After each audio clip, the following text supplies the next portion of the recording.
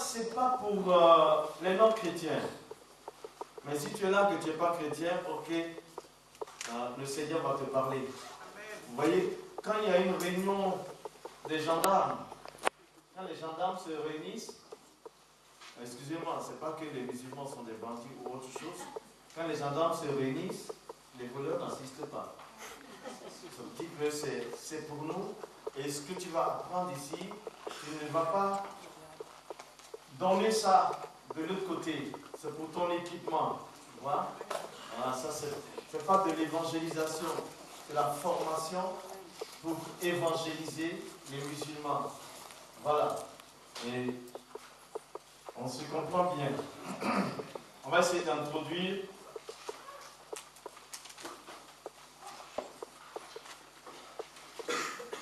Vous voyez, dans l'introduction, l'image n'est pas très belle, hein? Hein? Ça va? Ça va? Je veux dire, ce qui est là, c'est pas très beau. Voilà. Il y a une personne qui est à moitié dans un trou, hein? À moitié dans le trou. Et puis, je peux imaginer qu'elle est en train de supplier. Mais ça va bientôt finir pour elle. C'est en Somalie. C'est un musulman là. Je crois qu'il est coupable d'adultère. Et que la charia le condamne à la lapidation. Donc, on le prépare à la lapidation. Ça aussi, c'est l'islam. Hein? Et ici, je veux tout de suite poser la question, qui est la victime entre ceux qui le préparent à être lapidé et celui qui est déjà prêt à être lapidé? On va dire c'est celui-là? Non. C'est celui-là. Ouais. Ouais. C'est celui-là. Lui, on va lui envoyer des bombes, il n'est pas seul. Parce qu'il prend son frère et le met dans le trou. Mais en fait, la première victime, c'est ceux-mêmes qui ne préparent à la lapidation. Parce que, humainement parlant, toi, tu ne peux pas enterrer ton frère et lui lancer des grosses pierres. Mais alors, si tu le fais, c'est parce que tu es possédé par un esprit. Il y a un esprit qui te contrôle. Alors, la première victime, c'est les lapideurs, si on peut dire ainsi. C'est le système qui leur permet de faire ça. C'est la doctrine qui leur permet de faire cet acte qui est en réalité criminel, mais eux, ils pensent bien faire. Ils ne pensent pas mal faire, ils pensent bien faire. Alors, c'est pour ça que, dès le départ, dès l'introduction, je vous demande d'avoir un regard différent aux musulmans. Ils sont tous assujettis à un esprit. Le monsieur est en train de plaider, il demande pardon, mais il n'aura jamais le temps de reprendre. Il est disparu, il disparaît là. Le voici où il est. C'est fini là.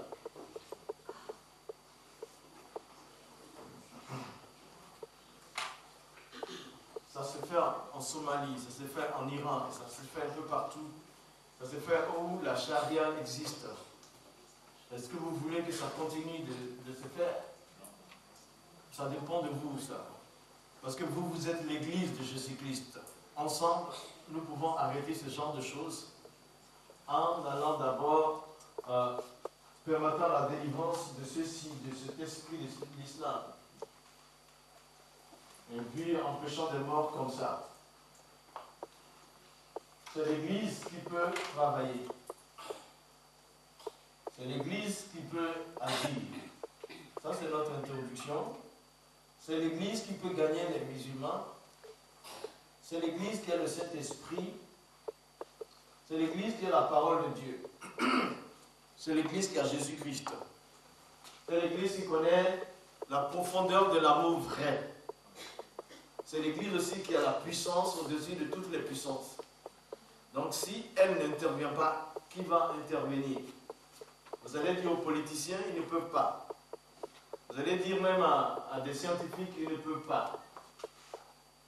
Mais aussi, Maintenant, le seul adversaire de l'Église, c'est l'islam. Vous allez dire quoi? Les démons? Les démons, ils connaissent leur sort. Et Jésus a donné la puissance pour les chasser. Et puis après, c'est quoi? Qu'est-ce qui nous reste? Si on se met à prier tout de suite entre nous ici, il y a certains qui vont tomber. Ils vont se relever. Ils vont partir. C'est-à-dire, s'il y a un esprit mauvais, il s'en va. Au nom de Jésus, il sort. Mais est-ce que ça, c'est un combat pour l'Église maintenant? Ce n'est même plus un combat. À mon nom, vous chasserez les démons. Voilà le problème. Maintenant, maintenant, celui qui est devant là, avec le minari là, c'est ça. Il ne faut pas qu'on se trompe. On ne se trompe pas des cibles. Il ne faut pas vous tromper des cibles. Bon là, je veux parler de le point de clivage, c'est dire quoi? C'est pour dire que voici les points dans l'introduction qui nous séparent des musulmans. Les points sur lesquels on n'est pas d'accord. Les points sur lesquels on ne s'entend pas. On ne vous demande pas de connaître l'islam, mais il s'agit de savoir un peu qu'est-ce qui se passe dans ces points-là. On n'a pas besoin de connaître l'islam, mais on a besoin de savoir les points de clivage. Voilà. Puis c'est tout. Les voici. Jésus est-il le Fils de Dieu? Jésus est-il crucifié? La divinité de Jésus c'est une réalité? Est-ce que Jésus a annoncé la venue de Ahmed? Le mystère de la Trinité? Le salut, est-ce que ça a le même sens dans l'islam ou le christianisme? L'abrogation des Écritures. Il y a une écriture, l'abrogation c'est quelque chose, une parole qui annule une autre. Tu vois, si nous disons Jésus est le Fils de Dieu, l'islam dit Jésus n'est pas le Fils de Dieu. Donc, on doit éclaircir ça. Si nous disons Jésus est crucifié, l'islam dit Jésus n'est pas crucifié. Donc, on doit éclaircir ça. Si nous disons Jésus est plus qu'un prophète, ce n'est pas seulement un prophète, mais il est Dieu, devenu un homme qui est redevenu Dieu. Et ils disent non, Jésus ne peut pas être Dieu. Si nous disons la Trinité, si nous disons Jésus a annoncé, eux disent, le Coran dit Jésus a annoncé la venue de Ahmed. Nous, quand on regarde la Bible, on ne voit pas ça. Donc, c'est le problème entre nous. C'est écrit dans le Coran que Jésus a annoncé Ahmed. La Bible ne fait pas cas. On va dire quoi, c'est le Saint-Esprit. Mais il faut qu'on leur explique. Tu vois? Maintenant, la Trinité, le Coran dit pas 3 fois, ne dites pas qu'il y a Trinité. Qu'il n'y a pas Trinité, le Père, le Fils et le Saint-Esprit, ça fait un Dieu. L'islam dit non, c'est trop compliqué ça. Nous, on connaît un Dieu en bloc et c'est terminé. Bon, comment on va expliquer ça? On ne peut pas faire de l'évangélisation, on ne peut pas vivre comme ça pendant que eux et toi, leur pensée contre ces choses-là. Le salut, ça n'a pas le même sens dans l'islam que dans le christianisme. Le salut pour le musulman, c'est l'avantage de pouvoir obéir aux obligations de l'islam. Et pour nous, ça veut dire aller au ciel. Alors voici ce qui sépare les chrétiens des musulmans. Voici ce qui fait qu'on ne s'entend pas. Voici ce qui fait que... Mais c'est écrit déjà. La Bible est déjà écrite. Le Coran est déjà écrit. Et nous sommes là, nous sommes chrétiens. Eux, ils sont musulmans. Mais voilà, il faut que ce soit éclairci. C'est nous qui avons le message d'aller vers et faire des nations. Eux, ils n'ont pas le même ce message. Ils ont ça de leur côté. Donc, obligatoirement, il faut connaître les points de clivage. Dans ces 3 jours, on va essayer de toucher à beaucoup.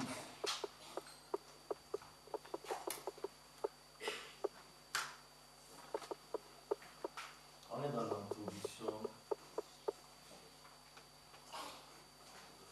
Alors, dans notre introduction, nous allons parler de leur stratégie. On va voir un peu.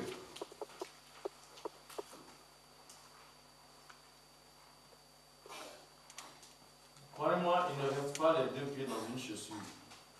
Ils travaillent fortement, ils ont des stratégies qu'ils mettent en place pour avancer. Alors, le cas de l'attentat suicide, c'est une stratégie pour faire avancer l'islam. Hein? Mais qu'est-ce qu'ils en disent? Quand quelqu'un s'est explosé, il y a des morts, on dit que c'était suicide pour lui, c'était un attentat parce qu'il a surpris les autres et ils sont morts. Alors on dit attentat suicide. Mais l'islam ne dit pas que c'est un suicide ni un attentat.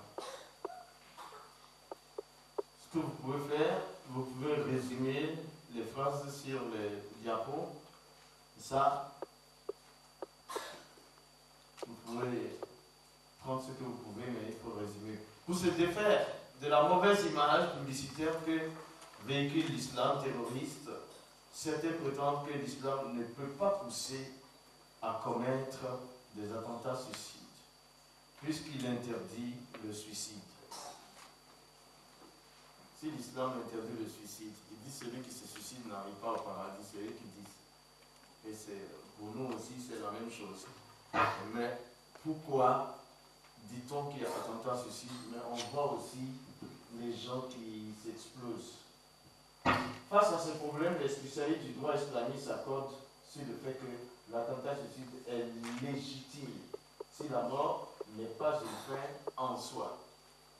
La cause de la mort, ce n'est pas une fin en soi pour le musulman qui s'est, à nos yeux, suicidé pour donner la mort aux autres. Il dit que ce n'est pas une fin en soi. C'est pas, donc, c'est pas ça, il n'y a pas de suicide. Il ne s'est pas suicidé, mais la mort n'est pas une fin en soi, mais c'est la conséquence même inéluctable du combat. C'est-à-dire qu'il ne s'agit pas d'un suicide à proprement parler, étant donné que l'objectif du kamikaze est de faire mourir un maximum d'ennemis et que sa mort n'en est qu'une conséquence. Tu vois? C'est expliqué là déjà, dans les stratégies. Parce qu'il faut que lui, il fasse mourir plusieurs personnes qui ne sont pas des musulmans, parce qu'il y a un besoin, alors sa mort doit être une conséquence de ça, mais ce n'est pas un suicide, selon eux. Vous voyez déjà qu'on ne pense pas de la même manière. La demande est par ailleurs si forte que la mission de l'attentat suicide est réservée aux meilleurs combattants ayant souvent déjà fait leur preuve. C'est un titre honorifique qui doit se mériter, car le mujahid est considéré comme un homme supérieur aux autres. C'est pour ça qu'ils le font, parce qu'ils sont considérés. Et que ce n'est pas pour eux une petite chose. C'est ce que je vous dis. Comment un homme va se faire exploser s'il n'a pas de promesse? Voilà comment on le voit, celui qui s'explose. On le voit comme une personne très rare. La sourate 4, 95 à 96, les versets 95-96, il dit ne sont pas égaux les croyants qui restent chez eux, sauf ceux qui sont infimes et qui disent corps et bien dans le sentier d'Allah. Donc celui qui reste celui qui ne va pas lutter pour Allah, il n'est pas égal aux autres. Même si un infirme, même si quelqu'un est infirme, il doit lutter pour Allah. Ça veut dire s'il y a un besoin, il peut lui aussi voir son corps exploser pour aider les autres. Allah donne à ceux qui luttent corps et bien un grade excellent. Un grade excellent.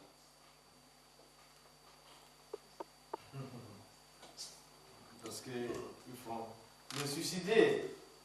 Celui qui fait l'attentat, selon l'islam, au ciel, il a un grade excellent. Il est récompensé. Mais ils ne sont pas bêtes pour pouvoir faire ça. On parle de stratégie.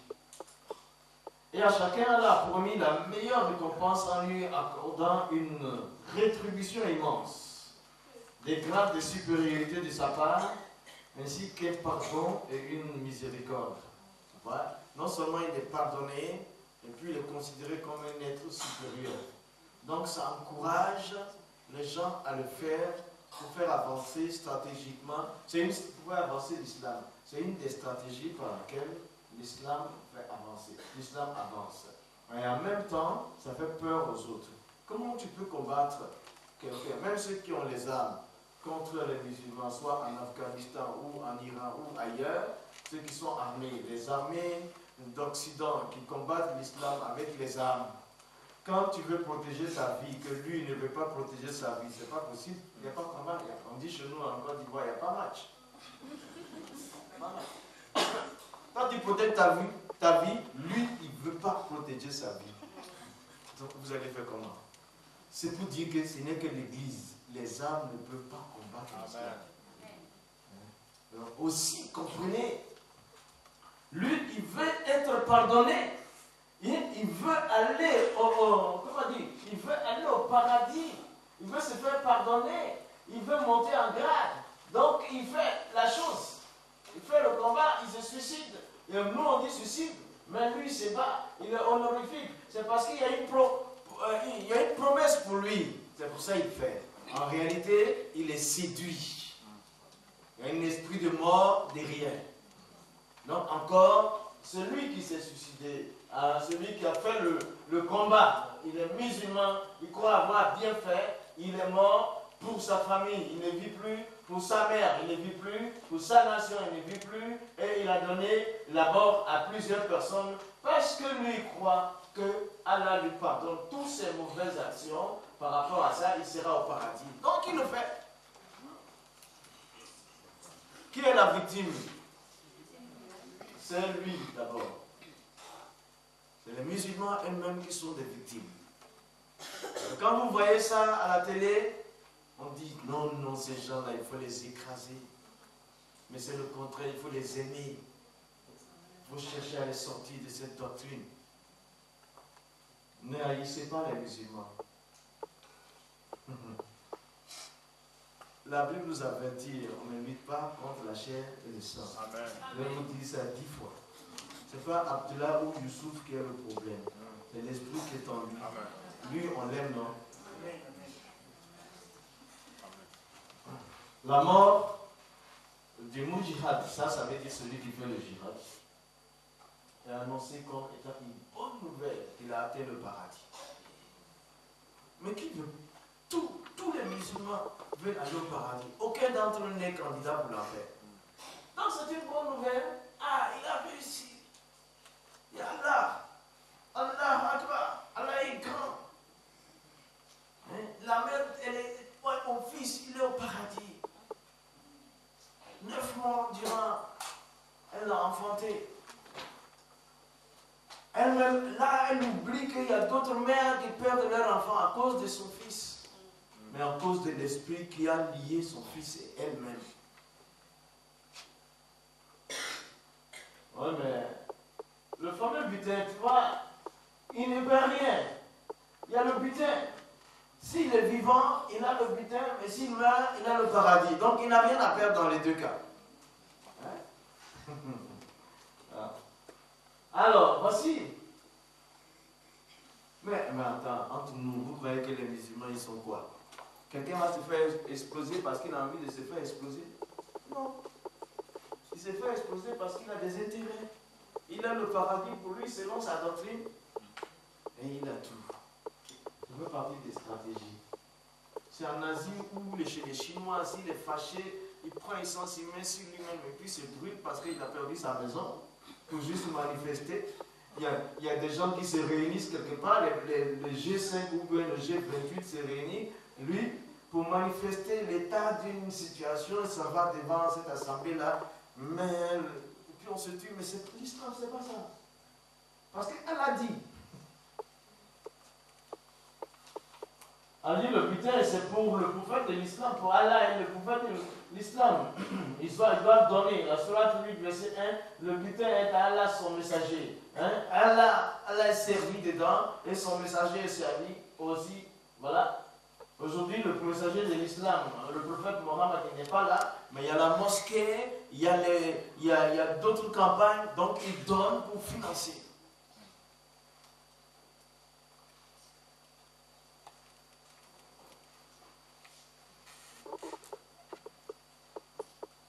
Les femmes même sont des butins de guerre, les femmes des ennemis vaincus sont considérées comme des butins vulgaires. 23e sourate, versets 4 et 5. Le problème n'est pas le musulman, le problème c'est le Coran. C'est lui qui dit. C'est pour ça une femme musulmane doit être bien vue, bien regardée pour le ciel. Il faut qu'on ait pitié de nos sœurs. Je dis nos sœurs parce que nous avons la grâce. Si tu étais né dans un pays, peut-être où elle est née, tu serais devenu musulman. C'est la plus grâce de Dieu que tu sois chrétien comme moi. On n'a rien mérité, on n'a rien téléguidé. Donc, celles qui sont livrées comme ça, vous les sœurs, vous pouvez les aider.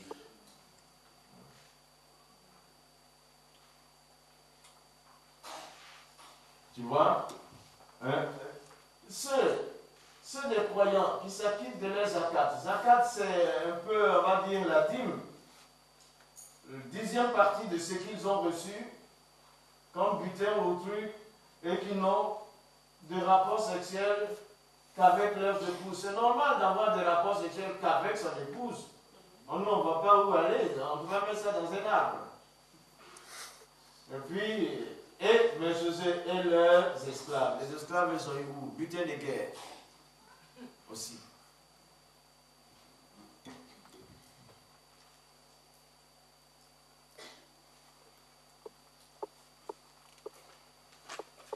Alors, c'est pour ça que Mohammed, le prophète de l'islam, il s'enrichissait par des razzias, tout ça il faisait. Aujourd'hui, ça continue par la piraterie ou autre. C'est pas grave. C'est du travail pour l'Église. Ça, c'est pas un problème. Alors, dans la stratégie, on est toujours dans l'introduction, le concept de terre. Comment l'islam voit la terre entière. Les 5 continents.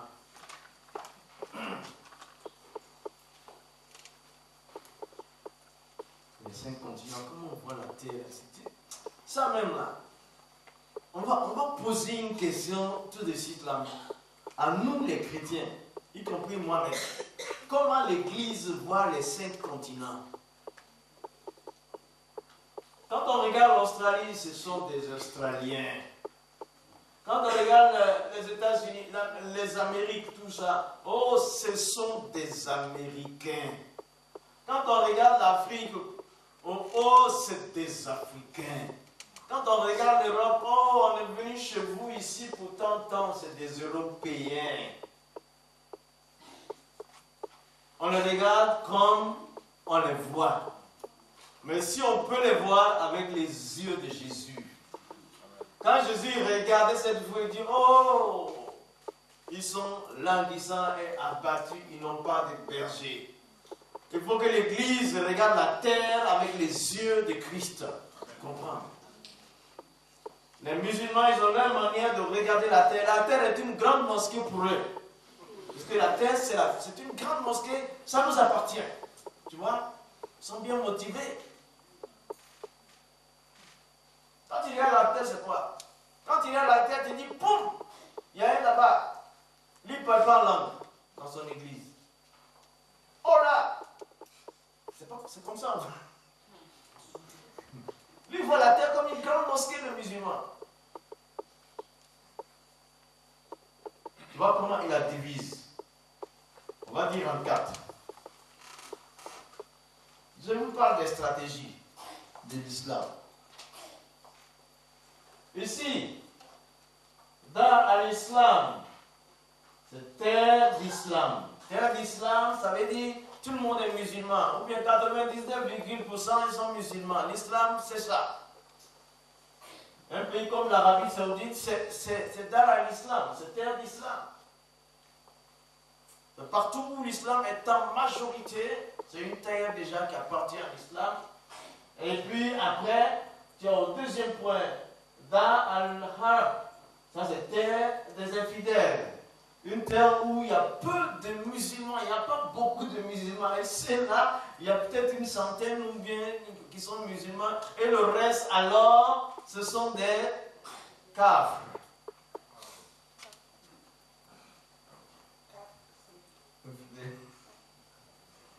Alors, ça, c'est la terre des infidèles, où il y a peu de musulmans. Mais la France est quelque part ici. Dans El Soud, dans cette terre de trêve. Terre de trêve, c'est une terre ou une nation où il y a un petit nombre de musulmans, mais ils se donnent 10 ans de trêve pour prendre le pays, pour commencer à prendre le pays. Pour le moment, ils sont en trêve, c'est la trêve. Donc vous pouvez chanter dans vos églises, vous pouvez louer Dieu dans vos églises. Même les athées peuvent prendre du thé, il n'y a pas de problème. Et les homos peuvent se mouvoir. Mon cher, faites tout. C'est la trêve pour vous. Dans peu de temps, Allah va pas. L'islam va se lever. Donc c'est une terre de trêve. Donc 10 ans avant de commencer.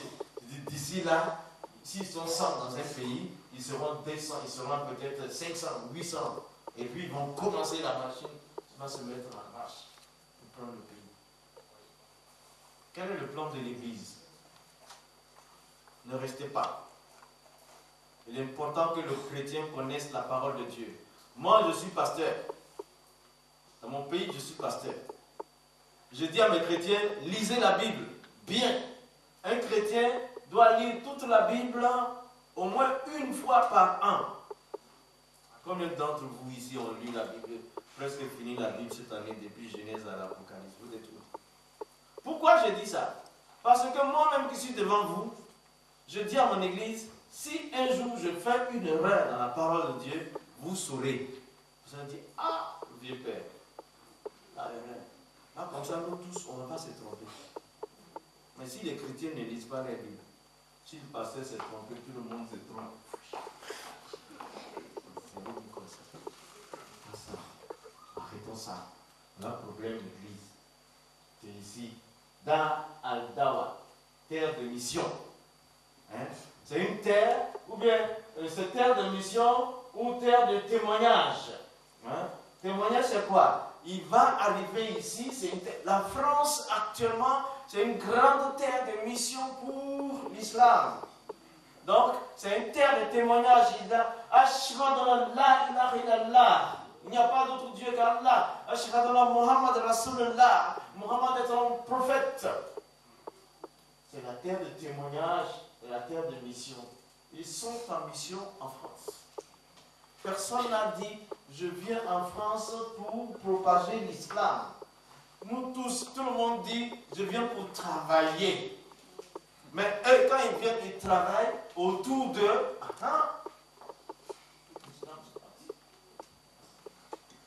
Quel est le plan de l'Église? Quand vous allez prier le Seigneur, Dieu va vous dire le plan de l'Église. Jésus a dit que l'évangile doit être annoncé avant qu'il vienne. Ça veut dire toi et moi, nous avons quelque chose à faire. C'est individuel, notre devoir par rapport à ça. Voilà les 4 terres. Hein? Comment l'islam voit la terre. Vous avez vu? On est dans stratégie. Donc si tu vois ça, tu sais comment tu vas prier. Ouais, c'est ça. Moi, je ne suis pas là.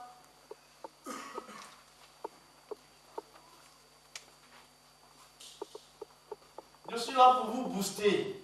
Pour dire que, pour allumer la flamme de feu de cet esprit qui est en vous. Pour que Dieu vous rappelle vos capacités et vos devoirs. Et ce qu'il a fait pour vous. Pour libérer ce peuple de l'islam. Taqiya. Taqiya, ça veut dire quoi? Leur stratégie, on va voir. Qu'est-ce que c'est? On va dire, c'est prudence, crainte, dissimulation. Prudence, crainte et dissimulation.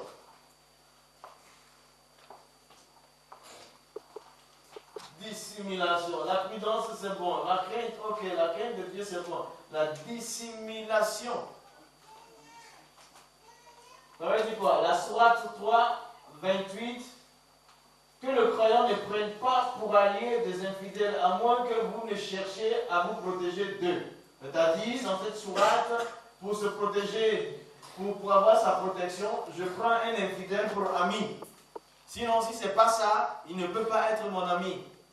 Bon, parce qu'aujourd'hui, il est infidèle, il n'est pas musulman. Je suis à ses côtés, je suis tranquille avec lui.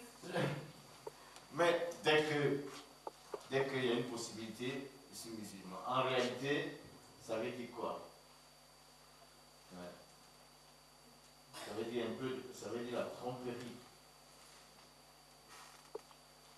Joël, si moi j'étais musulman, que j'ai besoin de quelque chose, je sais que tout le monde ici est chrétien, au moins tu seras mon ami, parce que je suis seul contre tous.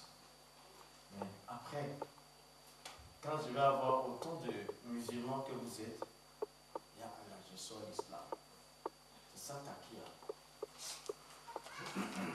C'est le mensonge d'accordé. Lorsque le jihad peut être mené de front, ou que cette technique est peu opportune pour servir les fins expansionnistes de l'islam, le musulman est autorisé à mentir sur sa foi, sans pour autant être considéré comme un apostat. Hein? Vous êtes nombreux. Ah, non, on n'est pas nombreux. Tu es un musulman? Non, non, non, ça va, non, non, je ne suis pas musulman. Je ne suis pas musulman. Mais dès que le danger passe, je suis musulman. Tu vois? Takia, c'est ça. Ça fait partie des stratégies de l'islam. On peut mentir. Mais, juste, Paul nous a dit, tous ceux qui vivront pieusement leur foi en Christ seront persécutés. N'est-ce pas? Jésus a dit, vous serez pour ennemis les gens de votre maison. À cause de mon nom, vous serez haïs. L'iniquité aura atteint son comble. L'amour du plus grand homme va se refroidir. Mais celui qui persévérera jusqu'à la fin sera sauvé. Ça, c'est nous les chrétiens. Notre sang doit couler pour Jésus. On ne peut pas changer de foi. Amen, amen, amen. Avec le permis. C'est ça.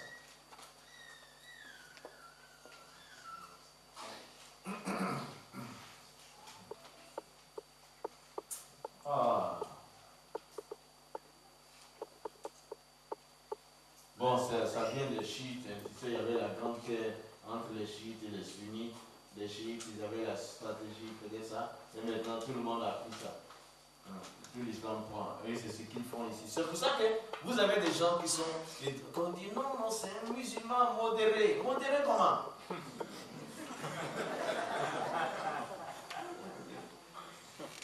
C'est semblant à temps. Il y en a d'autres qu'on a pris même pour devenir des conseillers, des chefs d'État ou de Premier ministre. Il fait son taquia. Après, ils disent aux autres, allez, allumez le feu.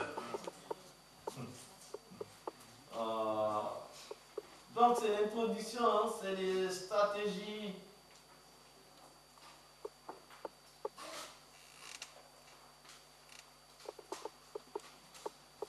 Tu vois, vous voyez ça. Ce sont ici, je vous donner les 5 piliers. Ça fait partie de leur stratégie, les 5 piliers de l'islam. C'est-à-dire l'islam est assis sur quelque chose comme cette table et les pieds sont 5. Ce qui tient l'islam. Hein? Les piliers qui nous tiennent.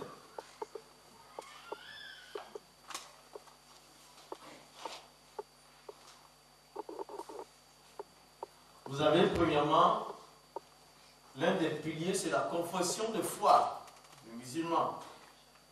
Quand il dit, il n'y a pas d'autre Dieu qu'Allah, et Mohammed est son messager, mais il faut voir la parole là. S'il y a Dieu, c'est Allah, le Dieu du Coran. S'il y a un prophète, c'est Mohammed. Les Isaïe, tout ça, bon, il n'y a pas. Ça. Donc, c'est un peu dire que, est-ce que vous-même, vous avez un Dieu?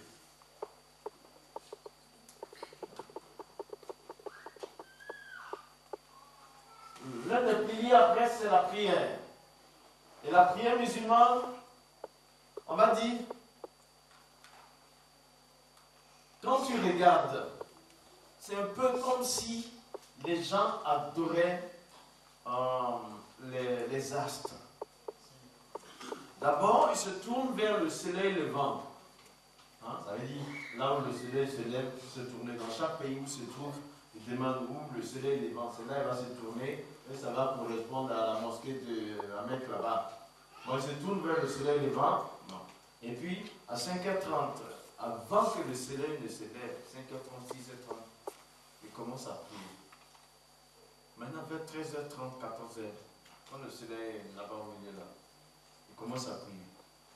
Maintenant, vers 16h, quand le soleil décline un peu, ils commencent à prier. 18h30, le soleil va partir. Il va lui dire au revoir. Maintenant, à 20h, il va dire bienvenue à la lune. Comment ça prier? Tu vois? Alors, si vous avez lu l'Épître aux Romains, le chapitre 1, Paul a dit, ils se sont détournés du Créateur pour adorer la créature. Mais est-ce qu'ils savent? Ils ne savent pas. Ils sont sous le parapluie d'un esprit, d'un système, d'une doctrine. Ils ne savent pas. Alors ils pensent adorer le grand Dieu parce qu'ils disent Allah Akbar. Ils pensent que Dieu c'est Allah, Allah Akbar, Allah est grand. Mais maintenant, les astres. Si bien que même si la mosquée, il y a le croissant lunaire et l'étoile. Les astres. Les amis, je l'ai fait. Ici, là, c'était bien noir. Et puis là. Heureusement que je suis foncé, même. Tout est vite là. Non, moi, je suis resté dedans pour être bien préparé. Amen. Les blancs veulent ressembler à des noirs. Les noirs veulent ressembler à des blancs. On ne sait pas quoi. Mais le chrétien, il n'est pas complexé. Le monde, zakat, il donne. Il donne le monde. Il donne. Les cotisations, il donne. On dit donner l'argent, il donne. Même s'il n'est pas bon musulman, il va donner. Bon, il va donner tant qu'il s'agit d'avancer l'islam, il va donner. Puis s'il arrive à se donner corps, ce n'est pas ce qui est dans ses poches qu'il ne va pas donner. À l'église, si on dit donner, il est.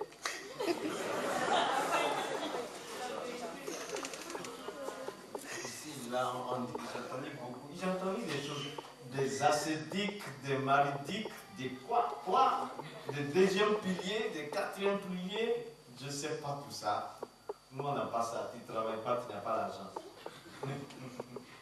Et si tu travailles, les impôts te fatiguent peu. Je ne comprends pas. Toi, tu es plombier, tu viens. Moi, j'emploie un plombier chez moi, il répare je le paye 120. Bon, écoutez, c'est autre chose. Shalom. Il y a le jeûne. Le jeûne musulman, c'est un des piliers de l'islam. Ils cherchent le pardon de leurs péchés à travers le jeûne. À la 27e nuit, apparaîtra un ange. Il faut qu'il te trouve en train de lire le Coran ou prier. L'heure n'est pas définie. Peut-être que tu as veillé jusqu'à la seconde où tu as dormi 3 minutes, il est déjà passé. Tu vois, hein? Et puis on mange tôt. On mange vers 4h ou 5h du matin, 3h, 4h, on mange. Mais si tu arrives à 9h du matin, tes yeux même ça tourne. Tellement tu as faim. Parce que le jeûne, quand tu jeûnes selon l'Esprit de Dieu, c'est bon. Amen. C'est ça, il ne fait pas. Ils cherchent le pardon de leurs péchés à travers ça. Et puis ils sont pleins d'erreurs. Mais attention, il y a un avantage à leur jeûne. Tu vois, ils ne mangent pas dans la journée. Alors, la chair s'affaiblit et ils deviennent très spirituels. Et en ce moment-là, Jésus se révèle à eux aussi. Beaucoup de musulmans se convertissent à Jésus après le mois de Ramadan. Parce que quand il est dans l'opulence, il n'est pas trop spirituel. Mais quand il a faim, pourquoi il a faim? Je peux manger, mais pourquoi je ne mange pas? Après, je cherche Allah qui pardonne mes péchés. Et puis après, il reçoit. Donc, accompagnez-les. Quand on dit c'est le ramadan, le temps du jeûne, quand ils font, accompagnez-les, priez pour eux. Même si tu ne vois pas, il y a quelqu'un qui se convertit. Je vais donner ce témoignage. Moi, nous, on a une église à Abidjan, une seule. On dit on ne veut plus d'église à Abidjan. On va dans le nord, dans les villages où il n'y a pas d'eau, pas d'électricité, pas d'infirmerie, rien du tout. C'est là où on prêche l'évangile à des gens qui ont besoin vraiment. Et le nord, parce que l'islam est passé par là-bas. Alors on a construit une maison, on a construit un bâtiment d'église avec des briques en terre. Vous savez, ça, ils vivent là-bas. Donc on fait comme ceux qu'ils font. Et maintenant, on est venu il y a 2 mois avant que je vienne. On est allé faire une maison pour le jeune missionnaire là. Et puis une petite case où on va stocker les médicaments de premiers soins. Mais les gens meurent parce qu'il n'y a pas de Doliprane. Il y a un petit antibiotique, quelque chose de 2000 francs, on va dire moins de 10 euros, comme ça. Il n'y a pas, et puis ils meurent. Donc, on collecte les médicaments, on envoie. Dans chaque maison, chaque famille a un peu de pharmacie. Il y a des choses qui ne sont pas expirées. On prend avec les vêtements, on a fait cette petite case-là. Et l'imam du village, il était tellement surpris de tout ça. L'imam est devenu mon ami. Il est devenu mon ami. Il est assis avec moi. Il dit, ah, le christianisme, il y a de bonnes choses dedans. Regarde ce que vous êtes en train de faire là. Et puis, il me raconte l'histoire d'un homme. Il dit lui-même, il a une fois entendu un fils d'un imam qui était en train de parler de son témoignage. Quand il a écouté ça, il avait la chair de poule. Il connaît, il a étudié le Coran et puis il est devenu chrétien. Que c'est la première fois que lui il avait entendu ça. Il dit qu'il l'a entendu il y a 2-3 ans. Mais la personne là a raison. Parce que lui, c'est qu'il voit les chrétiens. Mais il est assis avec moi-même. Mais je ne vais pas lui dire, moi je veux qu'il connaisse Jésus, pas moi. Je ne vais pas dire c'est moi. On continue dans l'action. Alors, pendant que j'étais là, il est venu, on a monté la fenêtre. Les jeunes là, ils ont travaillé jusqu'à 5 h du matin pour finir le bâtiment. Et à 11 h, on a quitté le village, on est parti. Mais il est venu, il dit, il a visité, il était tellement touché. Quoi, en 2 jours, vous avez construit ça? Juste à cause de nous? Et puis, comme j'étais derrière lui, quelqu'un m'a appelé du Mali. Et puis je suis en train de parler avec la personne. Et lui, je parlais de Jésus. Et lui, il a posé les mains sur les briques en terre à la fenêtre là. Mais je vous assure, il y avait une onction qui est montée sur lui. Et l'imam commençait à tomber. Donc, il est récupéré dans la course là. Qu'est-ce qui m'arrive? C'est Jésus. Petite anesthésie spirituelle. Amen. Et maintenant, le témoignage, c'est que la femme qui m'appelle du Mali, oh, c'est bon la parole de Dieu. C'est bon de servir Jésus. Servons le Seigneur. Amen. Tu vois, c'est pas moi seul qui sert le Seigneur, ou bien le pasteur dans cette église-là qui sert. Toi aussi tu sers le Seigneur. Mais seulement chacun a sa position. On est tous serviteurs de Dieu. Donc, la femme m'appelle là-bas, je suis né musulman, j'ai étudié le Coran, mon mari est musulman et tout, je suis dans l'islam, et en plein carême, il y a quelqu'un qui m'a donné un livre. On dit, ce livre-là, je l'ai gardé 2 jours, je n'ai pas voulu lire. Et puis après, il y a 2 jours, j'ai pris, j'ai commencé à lire, j'ai tout terminé la nuit. Mon mari me dit, tu n'as pas sommeil? Je dis, non, je n'ai pas sommeil. J'ai lu le livre. Et puis quand j'ai fini de lire, j'ai dormi.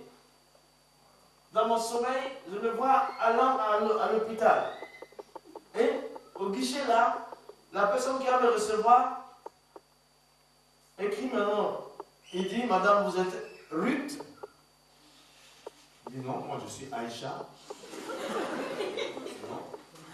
le réceptionniste de l'hôpital dit, vous êtes russe. Je vous dis que je suis Aïcha. On ne discute plus de ça. Ruth, vous êtes et vous allez rester Ruth.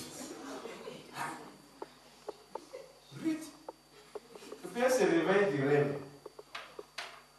Je ne comprends pas. Et puis il y avait mon numéro de téléphone du Mali. C'est loin. Elle appelle. Elle m'appelle. Et puis elle me dit, j'ai pris votre numéro de téléphone. Je dis, mais si on vous appelle Ruth, est-ce que vous avez déjà lu la Bible? Jamais. Ruth, elle était d'une nation étrangère, mais elle est dans l'arbre généalogique de Jésus aujourd'hui. Donc ça veut dire, toi, tu dois te donner à Jésus. Mais au carême, je suis en plein carême. Il dit, c'est parce que tu es en plein carême, en plein jeûne. Dieu a compris ta prière. Dieu sait que tu veux chercher le pardon de tes péchés. Ruth l'a obtenu. Toi aussi, donne ta vie à Jésus. Je l'ai conduite à Jésus dans le téléphone. Tu vois, c'est le moment de jeûne. Après la même journée, 2 heures de temps après, il y a un monsieur, un jeune pasteur, que moi-même j'ai un peu guidé. Et puis le pasteur, lui, comme il a la même taille que le film, même en forme, comme vous autres. Les jeunes de maintenant, ils sont bien en forme. Alors il me dit, papa, il y a quelqu'un qui va te parler. Quelqu'un vient me voir, je lui ai dit de parler. Il dit, monsieur le pasteur, le jeune homme m'a dit que vous êtes son papa. J'ai dit, ok. Il dit, moi je prêche dans une mosquée d'Abidjan. Mais j'ai rêvé avant-hier que il y a une femme qui était devant moi, elle avait un bébé dans la main. Un beau bébé. Et moi je voulais prendre ce bébé. Elle me dit, non, si tu veux prendre le bébé, il faut que tu ailles dans l'église là. Et je me suis approché d'elle. Je veux la toucher, il dit non, tu ne me touches pas, si c'est le bébé là, tu veux, va dans l'église. Et puis qu'est-ce qui s'est passé? Après, je me suis réveillé direct. Monsieur le pasteur, ça veut dire quoi? Je dis, monsieur, je vais être direct avec vous. Il dit, j'aime le direct. Ok, on va faire direct. Le direct, c'est que Dieu veut que vous deveniez chrétien. Il dit, subhanallah. Il dit, écoute-moi. Il dit, écoute-moi bien, Dieu veut que vous soyez chrétien. Mais je suis en plein carême, je dis justement. En plein carême, tu fais le carême, tu fais le jeûne, pourquoi? Parce que tu veux voir le pardon de tes péchés. Alors, est-ce que vous avez un problème d'enfant? Il dit non, je suis marié, j'ai 3 enfants. Il dit, tu n'as pas de problème d'enfant? Pourquoi le rêve là, tu as besoin d'enfant? Hein? Jésus a dit qu'il faut être comme un petit enfant pour rentrer au paradis. C'est le paradis du cherche, non? Voilà le petit bébé là. Tu veux même prendre le bébé, la femme te dit, c'est dans l'église. On va t'expliquer comment on pardonne, le péché est pardonné. Amen. Deuxièmement, Jésus a dit, il faut naître de nouveau pour aller au paradis. Donc, il faut que tu te donnes à Jésus. La même chose, on prie. On prie. Je te dis, quand il gêne là, il gêne pour gêner, mais il faut gêner pour les accompagner. Quand il jeûne, il gêne les gens. Ah, il se fâche. Ah, je suis en carême. Je suis en train de jeûner. Pas garder mon jeûne. Tu me fais fâcher. Il gêne pour gêner. Le pèlerinage à la Mecque, c'est le 5e pilier de l'islam. Hajj. On va aller à la Mecque. Le même rituel qu'ils font maintenant pour essayer d'accomplir leur pèlerinage, c'est le même rituel que les gens faisaient avant l'ère de l'islam pour adorer les 365 idoles qui étaient dans le temple de la Kaaba. C'est la même chose qu'ils font. Et les gens meurent là-bas. Meurent en France. Meurent. Encore, ayez pitié des musulmans. Voilà les 5 piliers de l'islam. Mais vous savez où ils prennent ça? Où ils ont pris ça? Il n'y a qu'à vous dire ou non. D'accord. Il faut te dire nous Moussa pasteur. Elle n'a qu'à dire, dis-nous Moussa pasteur. C'est bien, tu vois, je suis tellement content de partager avec vous. Le Seigneur vous bénisse. Ça fait plaisir. Alors, la source de ces 5 piliers, Éphésiens 4, verset 11. Il dit quoi? Celui qui connaît, je lui donne 2 euros. Bon. Éphésiens 4, verset 11. Et il a donné les uns comme apôtres, les autres comme docteurs ou évangélistes ou docteurs, pasteurs, pour le perfectionnement des saints. N'est-ce pas? On va dire les missions, les ministères, selon Jésus-Christ, sont là pour perfectionner les saints, pour édifier l'Église. Donc c'est même la base. Alors, eux, ils ont vu ça, ils ont aussi les 5 piliers. Vous voyez, non? Ils ont aussi les 5 piliers.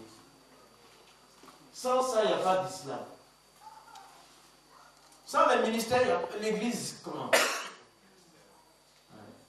Jésus, et il a donné. Mais ce qui est dommage pour nous, quand le verset commence, et il a donné les uns comme, avant de les donner, il a fait quoi? Il les a eus avec lui. Amen. Il les a formés, puis il a dit, va comme pasteur, va comme apôtre, va comme évangéliste, va comme docteur. Parce qu'il est resté avec eux. Maintenant, je suis resté avec toi, tu es prêt maintenant, va édifier mon corps. Mais il y a beaucoup parmi nous qui se sont eux-mêmes donnés.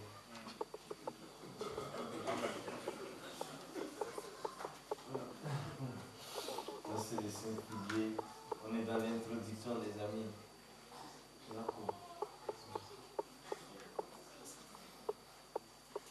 Introduction.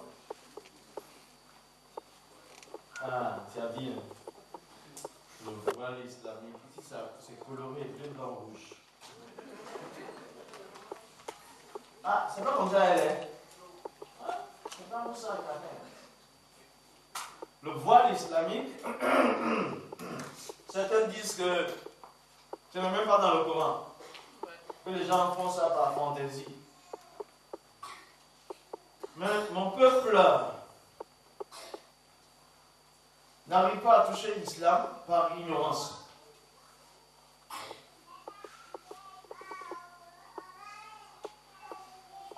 Shawarma, un bon gars halal.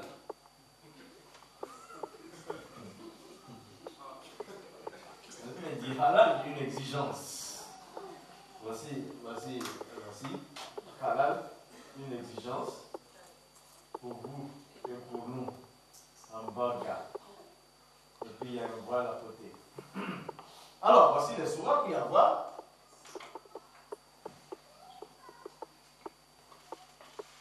24e sourate 31, 24e 60, 33e 59. Nika Buka Tador.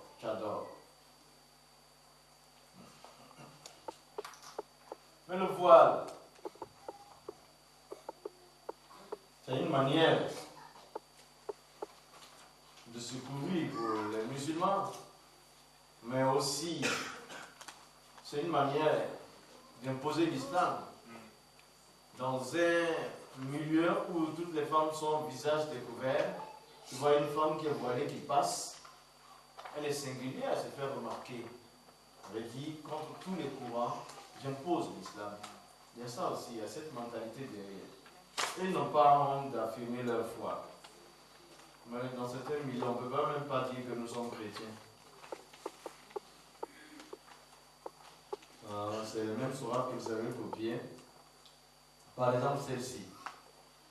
Dis aux croyantes de laisser leur regard, de baisser leur regard, de garder leur chasteté, de ne montrer de leurs atouts que ce qui paraît, et qu'elles rabattent leur voile sur leur poitrine, et qu'elles ne montrent leur atout qu'à leur mari, ou à leur père, ou au père de leur père, ou à leur fils, ou au fils de leur mari, ou à leur frère, ou au fils de leur frère, ou au fils de leur sœur, ou aux femmes musulmanes, ou aux esclaves qu'elles possèdent, ou aux domestiques mâles impuissants.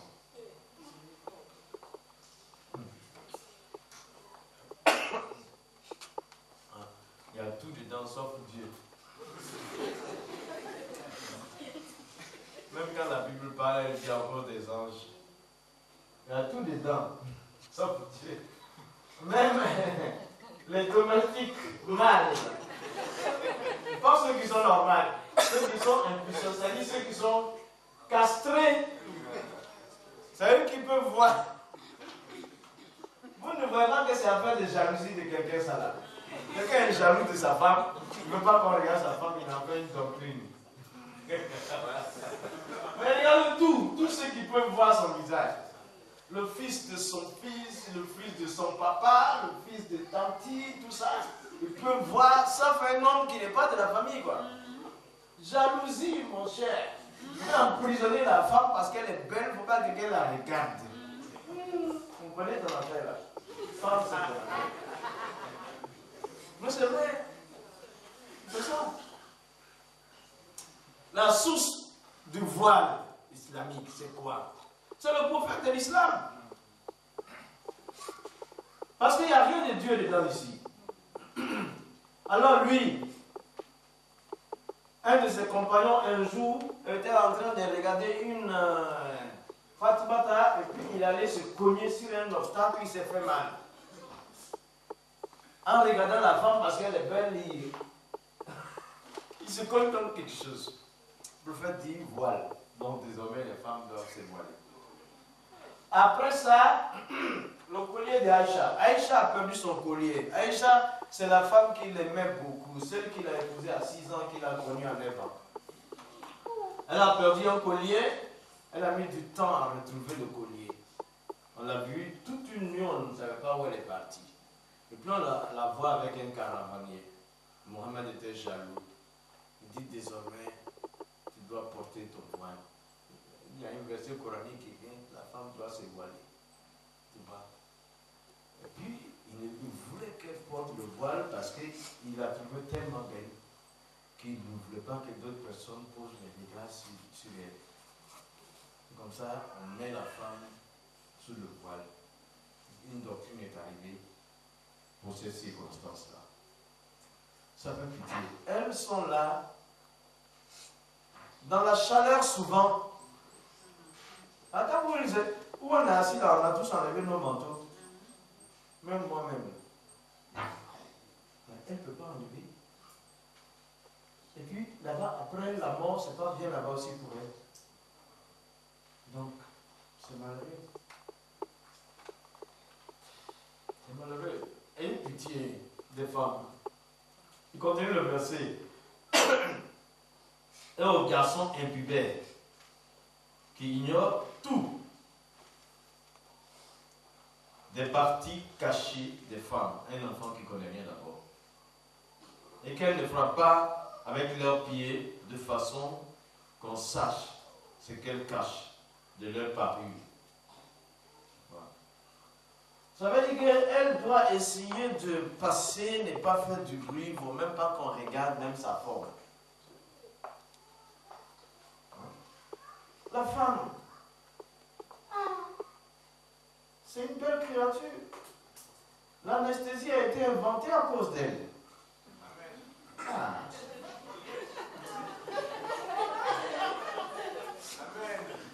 Oh ouais, spécial. Ô prophète, dis à tes épouses, à tes filles et aux femmes des croyants de ramener sur elles leur grand voile. Elles en seront plus vite reconnues et éviteront d'être offensées. Allah pardonne. Voilà, c'est la suite. Le Coran, c'est tout circonstanciel. C'est la suite des problèmes qu'il a eu avec sa jeune femme là. C'est pour cela qu'il a généralisé la chose. Vous tous. Donc, le voile, ça existe. Hein. C'est une stratégie aussi pour emprisonner les femmes et puis pour imposer la présence de l'islam à la société. On est dans l'introduction. Marc Gabriel, c'est quelqu'un qui était Al-Azhar, c'est l'université islamique la plus célèbre du monde. Il a enseigné là-bas, il a fait un livre, Jésus et Mohammed, lui, il a dit ceci. 5 signes d'une religion diabolique. Il dit,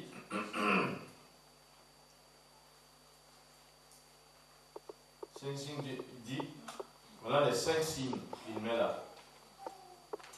La vérité proclamée sans analyse. Hein, la vérité proclamée sans analyse. L'obéissance aveugle. La dictature. La fin justifie les moyens. Utiliser le nom de Dieu pour faire la guerre. Il dit, voyez les 5 signes qui démontrent qu'une religion est diabolique. Ah, on proclame la vérité sans analyse. Toi, tu ne dois pas analyser. Le Coran, on ne pose pas de questions. Ne pose pas de questions. Tu n'as pas le droit de poser des questions. Le Coran, tu lis seulement, ou bien tu te fais conduire, tu écoutes seulement et puis tu avances. Quand tu commences à poser des questions, tu es menacé. Mais quand les questions te posent, tu es sauvé. Ouais. Quand les questions te posent, tu sors. Les questions se posent à toi. Ça, pourquoi est-ce que Dieu va accueillir des criminels? C'est pas possible. Nous sommes dans une ère où, plus que jamais, depuis 20 ans, ces 20 dernières années ont vu la conversion de 3 millions de musulmans. Et c'est maintenant que les musulmans commencent à poser des questions aux imams. Profitons-en. Vous voyez? La fin justifie les moyens. Faire la guerre pour Dieu. On ne peut pas tuer au nom de Dieu.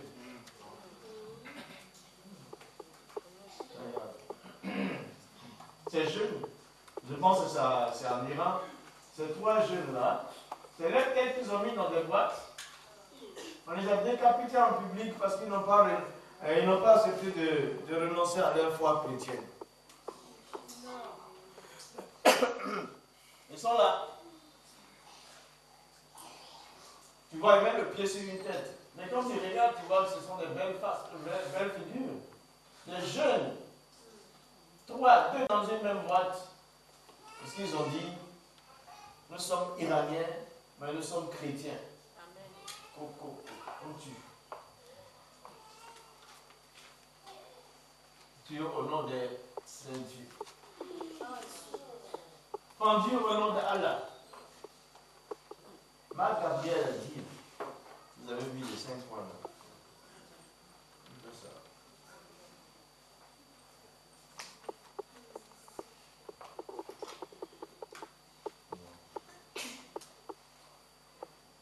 Je crois que l'introduction, elle s'arrête là ce soir.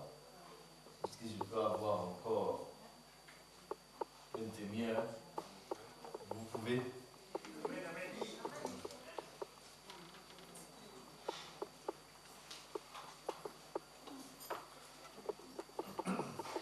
On va donc voir après l'introduction.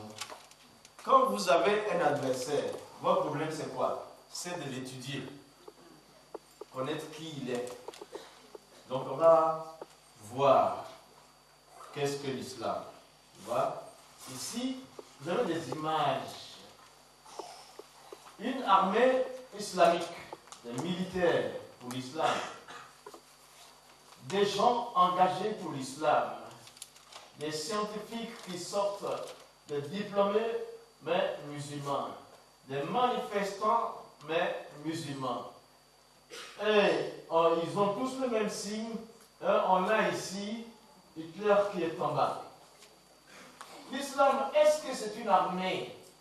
L'islam, est-ce que c'est seulement des gens engagés? L'islam, est-ce que c'est seulement des diplômés? L'islam, est-ce que c'est seulement des manifestants de la rue? L'islam, est-ce que dans le passé, il n'a pas collaboré avec Hitler? L'islam, c'est qui, c'est quoi? En fait, le problème, c'est qu'on ne connaît pas l'islam. Et si on ne connaît pas l'islam, on n'arrive pas à évangéliser les musulmans. Certains utilisent les armes contre eux. Et il y a des personnes engagées qui se lèvent. Après, les scientifiques, les techniciens, les mathématiciens musulmans qui font la guerre, là, ils entrent dans la danse et dans la rue en protestation qui va tuer tout le monde. L'islam, c'est quoi? C'est qui? Qu'est-ce que l'islam? Les gens voient mal. Voilà aussi. Ici, c'est l'islam, la facette religieuse de l'islam. Ils sont ici en pèlerinage. Voilà, tout ça, c'est du monde, comme des grains de sable. Il y en a même qui sont jusque là.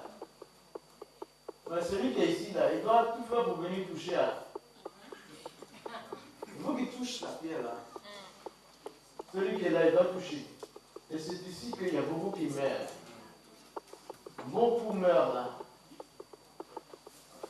Ils cherchent le pardon des péchés et ils prennent rendez-vous avec la mort. Hein? Ça c'est. Parce que l'islam c'est seulement une religion. On a vu le côté armé, le côté intellectuel, le côté engagement dans la rue, et puis voilà, la religion. Alors on va voir qu'est-ce que l'islam. L'islam c'est quoi? Ici, c'est symbolisé par une balance. La personne ici, Koufarad, il a beaucoup de péchés puisque il a toutes les bonnes actions.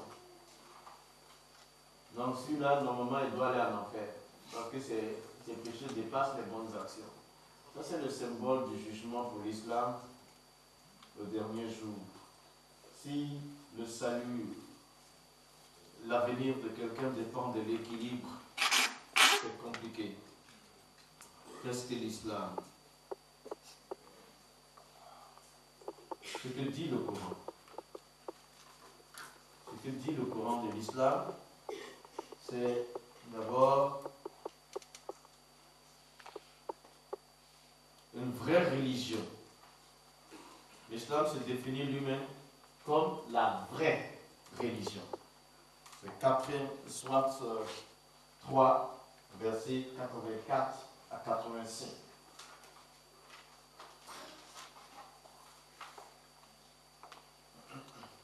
Là, il n'y a pas de problème. C'est la vraie religion. Sur le plan religieux, moi, je n'ai pas de problème. Que l'islam soit une vraie religion, ça ne me dit rien. C'est bon. C'est une grande religion. Mais nous, en tant que chrétiens, nous, on n'est pas des religieux. Amen. La Bible dit quoi? Acte 11, 26. Pour la première fois à Antioche, les disciples ont été appelés chrétiens. On est des chrétiens, donc on est des disciples de Jésus, mais pas des religieux. C'est la plus grande religion. Il dit, Abraham ne fut ni juif, ni chrétien, mais musulman. Voilà pourquoi, verset 60. Ouais. Il dit Abraham était musulman. Là, ça ne peut pas ou pas. Mais il y a une question, elle a raison. Il y a une question. On va dire, entre Jésus et Abraham, il y a combien d'années? Près de 2000 ans. Entre Jésus et Abraham, au minimum. Maintenant, entre Jésus et Mohamed, il y a 600 années environ. Donc, on va dire, entre Abraham et Mohamed, il doit avoir 2600 années. Et c'est Mohamed qui est connu comme fondateur de l'islam. Alors, comment se fait-il qu'Abraham, au loin là-bas, musulman, hein? C'est ça. Il y a quelque chose qui va très bien ou qui ne va pas. Ah, ça ne joue pas là. C'est bizarre. Bon, on va avancer quand même. Les disciples de Jésus, dans la 5e sourate, verset 111 du Coran, disent qu'ils sont humbles. Attention au cardiaque. Ils disent qu'ils sont musulmans. Allah. Vous voulez une révélation? Elle est là. On a dit, on est là pour apprendre qu'est-ce que l'islam. Alors, vous imaginez Matthieu. Allah pas? Ça va être difficile. Même Jean, Boanerges, le fils du tonnerre, qui est devenu l'apôtre de l'amour, lui il va essayer de couper les.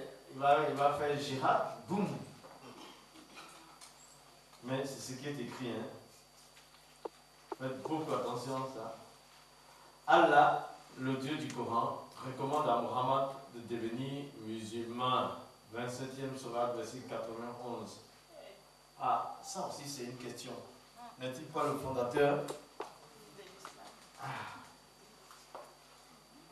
Il y a des choses, hein. C'est ça que. Si lui-même que nous croyons, que les gens croient qu'il est le fondateur de l'islam, si le Coran dit qu'il devient musulman, alors est-ce que c'est le même islam que nous vivons maintenant? Ah. On va dire alors, de quel islam s'agit-il? Si les disciples de Jésus sont musulmans, Abraham est musulman, Mohammed lui est dit de devenir musulman, alors de quel islam s'agit-il? Est-ce que ça a existé avant nous?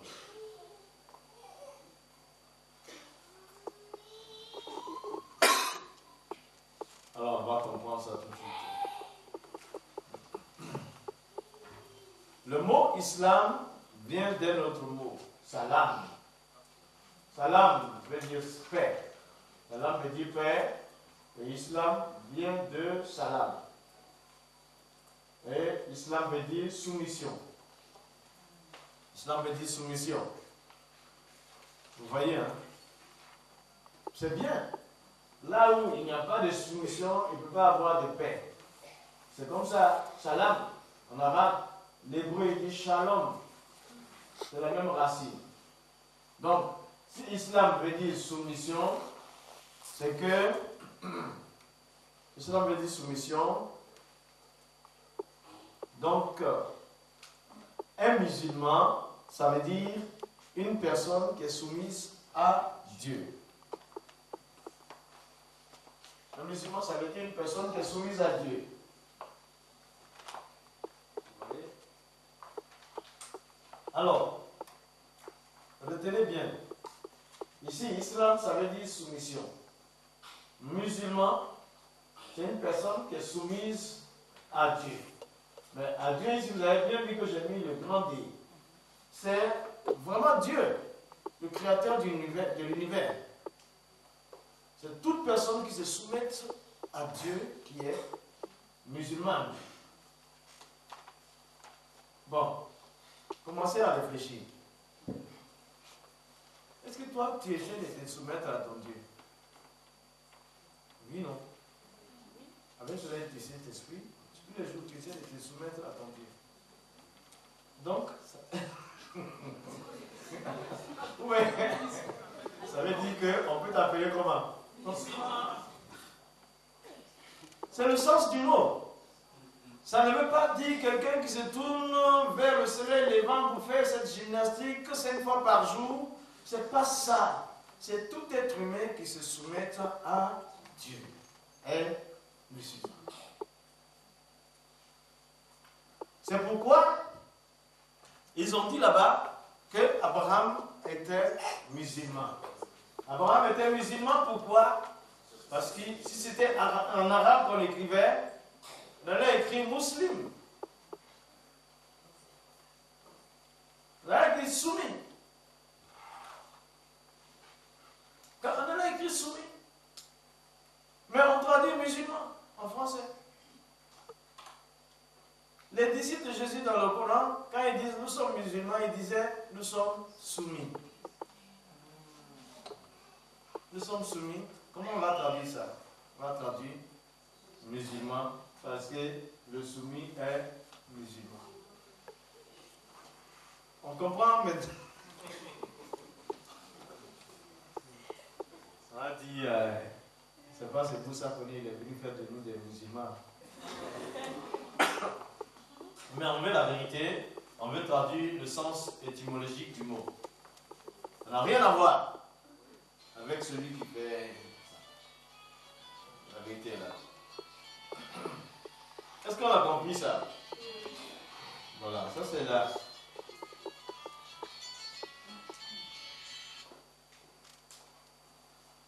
Maintenant, à partir d'ici, qu'est-ce que l'islam?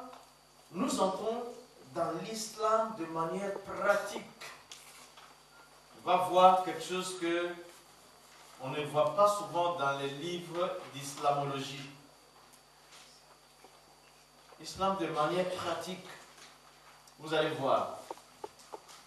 C'est très intéressant. On peut aller? On a vu la définition, hein? Bon. C'est d'abord, l'islam, c'est la plus grande religion. De manière pratique, elle est une religion large et spacieuse. L'islam, c'est la plus grande des religions parce que, ayant 1,5 milliard d'adeptes, le plus grand nombre de religieux se trouve que dans l'islam. Et une religion, le bouddhisme est une religion. C'est pas Maïkari ou quoi autre chose, ce sont des religions. L'islam, c'est une religion. Parmi tout cela, la plus grande des religions, c'est l'islam. Et puis, dans la religion est schématisée de cette manière. L'homme essaie de faire un effort pour atteindre Dieu. Mais dans le christianisme, c'est Dieu qui est venu vers l'homme. Mais la plus grande des religions, c'est l'islam. Ça trompe souvent. Quand on voit un vendredi, beaucoup de personnes, on voit des images, beaucoup de personnes avec l'apparence de piété. Et quelqu'un qui n'a pas Dieu à l'intérieur de lui dit pourquoi pas. Mais c'est une religion missionnaire. On parle d'islam de manière pratique. Qu'est-ce que l'islam? Si on veut savoir, on doit connaître l'islam comme une grande religion. On doit connaître l'islam comme une religion missionnaire. C'est-à-dire, le musulman, il porte sa mission à l'intérieur de lui, dans ses activités.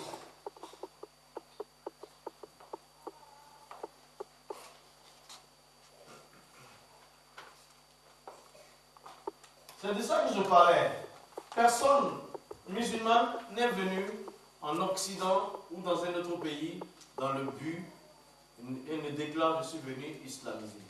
Je suis venu travailler. Mais quelque temps après, autour de lui, les gens sont musulmans. Donc c'est une grande religion, mais c'est une religion missionnaire. Ça, il faut. Nombre de nos églises ne développent pas l'aspect missionnaire. Ça, c'est très dommage. C'est très dommage. Moi, j'ai découvert que mon père était missionnaire. Au fond du sud, c'est-à-dire la cuvette même sur laquelle le pays se pose sur la mer, le sud, ça sent grave. Alors qu'on vient du nord, le nord, on va dire à quelques 25-30 km du Mali, au fond là-bas, comment lui se trouve au fond du sud, au sommet là-bas, il se trouve, il était en mission. Moi je ne sais pas, je suis né. Je vois que mon père, il a fabriqué une boulangerie, hein, avec en terre battue, un four, et puis il fabrique du pain. Le pain qu'il fabrique, 80% du pain est distribué gratuitement à la population afin qu'il devienne des musulmans. Pourtant, il n'était pas riche. D'Abidjan, de là, on allait à Abidjan, on était en 59, il a bâti une mosquée alors qu'il y avait même l'armée française. Et de là, il allait à Boaki, il continuait. Et puis, c'est là qu'il est décidé. Mais moi, il m'a communiqué. À 3 ans, il me dit, tu es musulman, ton Dieu c'est Allah, Mohammed c'est ton prophète. À 5 ans, il dit, tu es musulman, ton Dieu c'est Allah, Mohammed c'est ton prophète. Tu seras imam, comme ton grand-père, comme ton père, et comme tes oncles. C'est une vision communiquée. Mais moi, j'ai été pendant 10 ans imam de la suite. Mais plus tard, quand je suis devenu chrétien, Dieu m'a amené sur ces traces pour proclamer l'évangile dans les mosquées là, que lui avait bâti. Mais l'islam, c'est une religion missionnaire, les amis. Soyons des missionnaires pour Jésus. C'est une culture.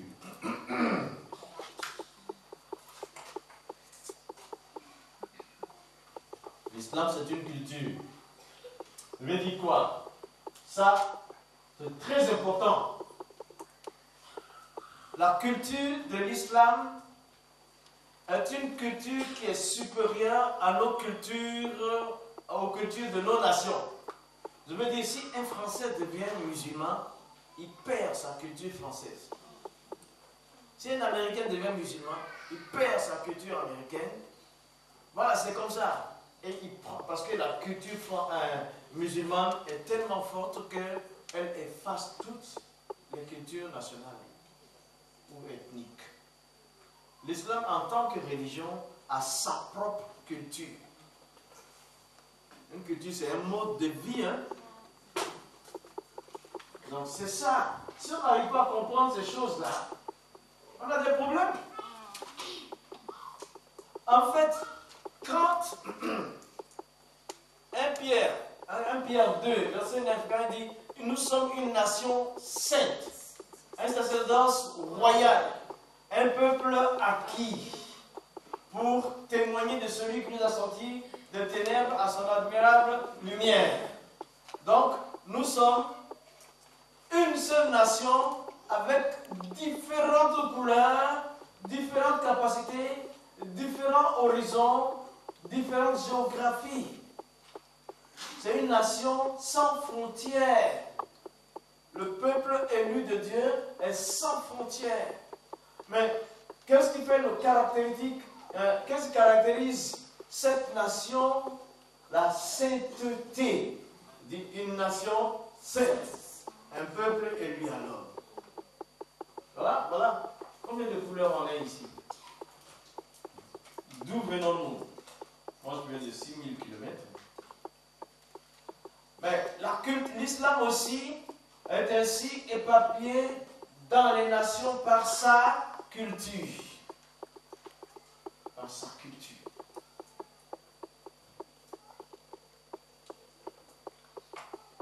Et ça, il faut comprendre. Nous voulons les évangéliser. Nous devons savoir que c'est une religion missionnaire et que c'est une culture aussi. Nous voir. Donc, comme c'est important de connaître la culture de l'islam, je vais ouvrir une fenêtre pour qu'on voit ça.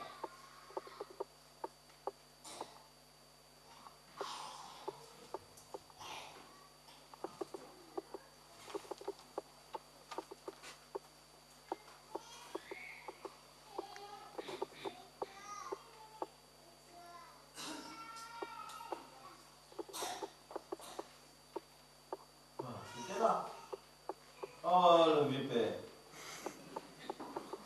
Le vieux père.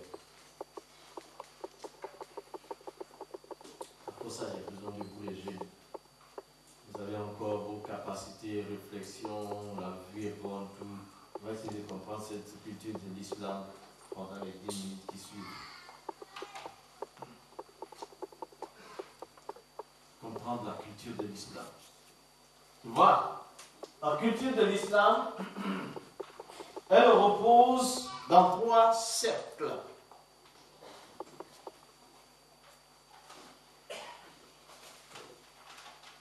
Trois cercles.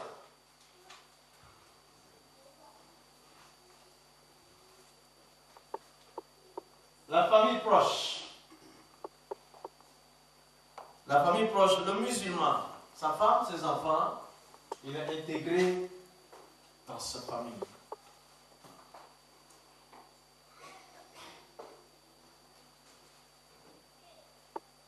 Et il y a la famille éloignée. L'intégration, la famille éloignée, c'est le grand-père, l'oncle, la tante, les cousins, les neveux, tout ça. C'est la famille éloignée. Mais il est intégré autant dans sa famille proche, lui, sa femme, ses enfants, que l'intégration aussi est parfaite, pareil, dans la famille éloignée. Son grand-père, c'est son père, son cousin, c'est son frère, son neveu, c'est son fils, sa tante, c'est sa mère. Donc l'intégration est totale ici, dans les deux cercles. Pour les Occidentaux, c'est un peu bizarre. Ah, c'est le frère de ma mère. Tu ne peux pas dire ça. Tu dis c'est mon papa.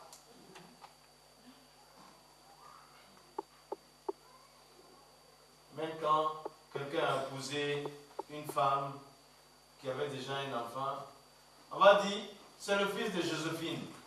C'est ton fils.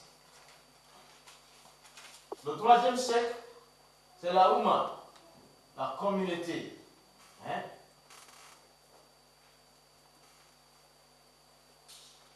Bon, l'intégration du musulman est totale ici, est totale là et est totale ici.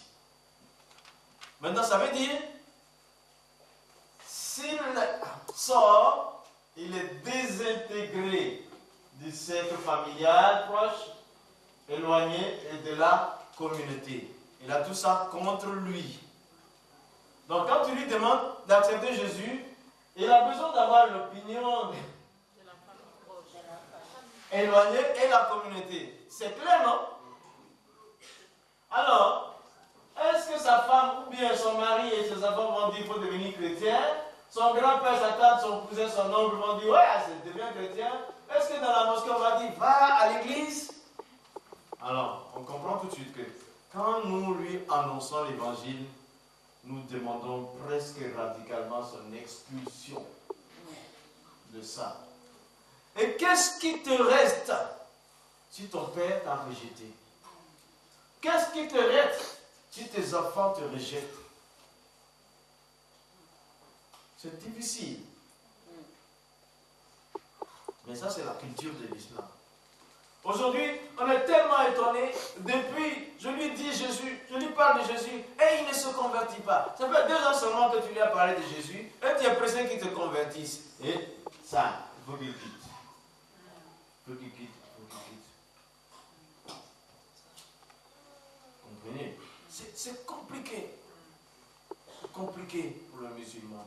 C'est très compliqué. Il n'y a que le Saint-Esprit qui fasse le travail. Ne te prends jamais pour convertisseur. Tu es un annonceur, tu n'es pas un convertisseur. C'est le Saint-Esprit qui est le convertisseur. Mais il ne faut pas avoir peur de faire ta part. Il ne faut pas te presser. Est-ce que Dieu est en retard pour la conversion, même si c'est 10 ans? Sois total.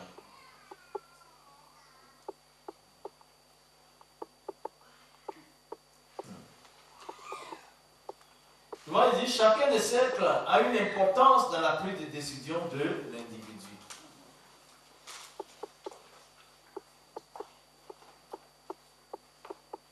Moi, je suis tellement content d'être avec vous.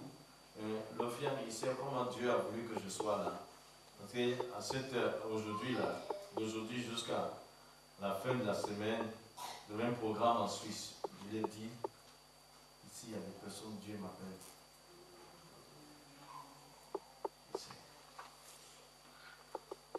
Ah, tu voulais écrire quelque chose? Je vous laisse 2 minutes. Voilà.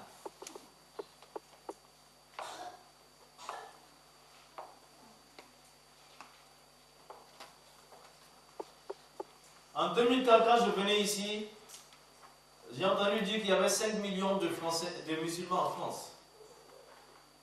Aujourd'hui,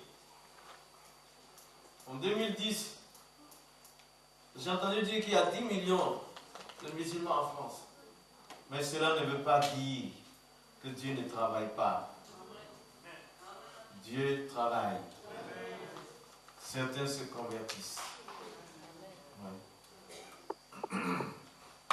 Alors, en réalité, c'est quoi? Dieu les amène au compte de l'évangile. Pour que vous n'ayez pas à les chercher.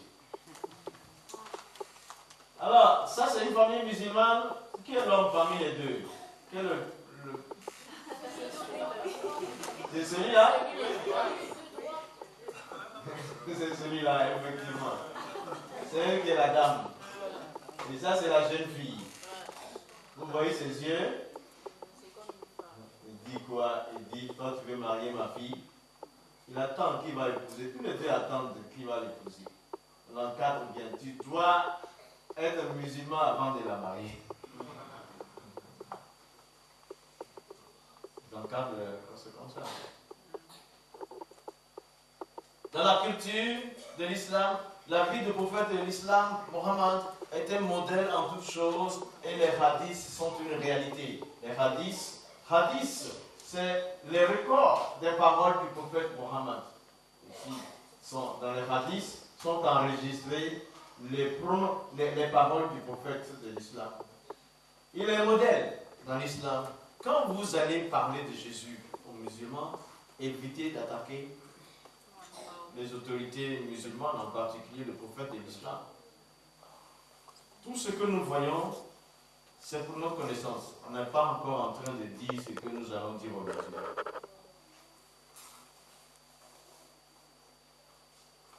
Vous avez vu, quelqu'un l'a caricaturé simplement et puis c'était grave. Mais Jésus, tous les jours, on dit du mal de lui. On fait des films, le Da Vinci Code et tout ça. Mais le ciel ne tombe sur la tête de personne. Qu'est-ce que Jésus dit? Il dit, pardonne-les, ils ne savent pas ce qu'ils font. Les autres, ils règlent pour eux dans la chair. Pardonne-les, ils ne savent pas ce qu'ils font.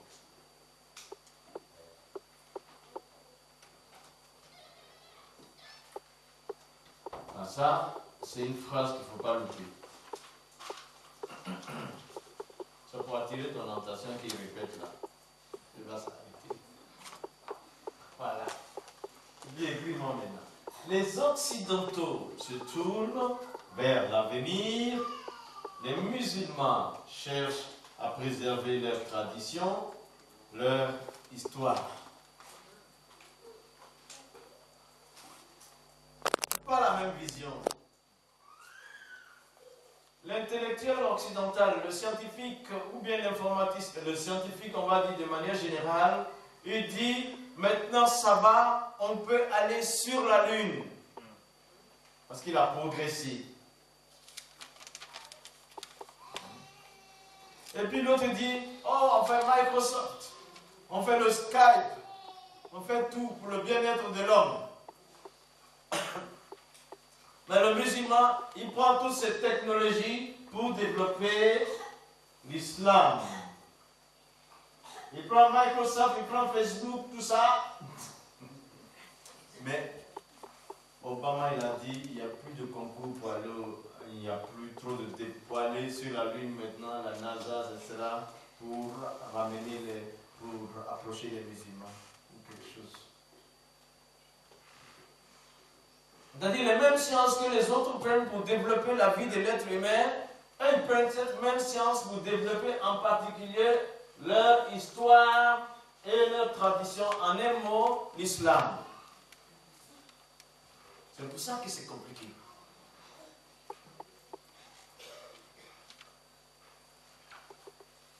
Il y a toujours la vision qu'ils ont. Vous voyez bien cette image, hein? Celle-là, on va dire quoi? C'est qu'elle a le deux tournés, qui regarde le poster, on va dire c'est une fille musulmane. Mais je suis sûr que ces yeux-là, quand elle tombe sur le bas-ventre et les aisselles, elle dit, ah, ça c'est une occidentale. Et l'Occident est considéré comme chrétien pour eux, en majorité.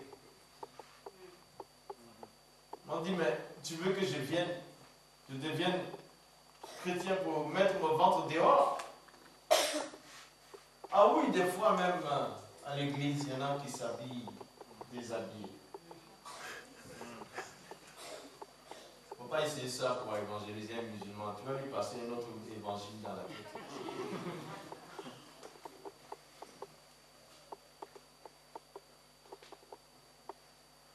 Une certaine forme de supériorité est affichée par le musulman. Dans la culture de l'islam, il y a une forme de supériorité. Nous, comme on le disait avant, nous on est musulmans, eux ils sont des kafrs. Nous on est musulmans, ils sont des infidèles. Ça même dès que tu es bébé, on te dit ça. Oui. D'abord même c'est des dîmes, c'est-à-dire ils doivent nous payer des impôts. Parce que la terre nous appartient, eux ils sont étrangers sur la terre. C'est eux qui doivent nous saluer. Le musulman, normalement, quand il passe, si toi tu n'es pas musulman, tu dois le saluer. C'est ce qui est dans la mentalité. Cette forme de supériorité est affichée par le musulman. C'est ça. C'est comme ça dans la culture. La culture de l'islam, c'est ça. C'est pas mauvais, mais ça ne nous gêne pas du tout. Moi, j'aime bien élever les musulmans. Merci. Messieurs, s'il vous plaît, est-ce que moi je peux vous dire un mot? Il a quitté le ciel, il est devenu comme un être humain, pas seulement un être humain, mais un esclave, un criminel, et on l'a mis sur la croix. Mais en son nom, tout genou fléchit sous la terre, sur la terre, et toute langue proclame qu'il est Seigneur. Donc, ce n'est pas un problème. Si le musulman il a une stature de supériorité, ça correspond au caractère de l'astre brillant. Ou bien? Ou bien? Ça n'est pas dans le fruit de l'esprit. Alors, on va savoir que la source, ça vient de là. Il n'y a pas d'orgueil qui vient de Dieu. Amen. Tout orgueil a sa source en Satan. Amen. Alors, donc, laisse-le en haut, c'est pas compliqué. Pas pour ça qu'on fait problème. Regarde comment il marche, regarde comment il parle. C'est quoi? Il n'a qu'à faire. Tu sais, quand tu es sur le piédestal, la dégringolade peut être terrible. Amen. Fais-toi petit devant. Le sens de l'honneur est affiché, la recherche de la réussite est permanente et doit être affichée. C'est comme ça ils sont.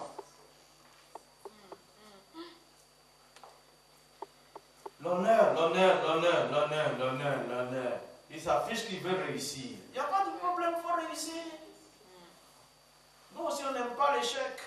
C'est pourquoi nos enfants, on va les pousser à étudier le soir.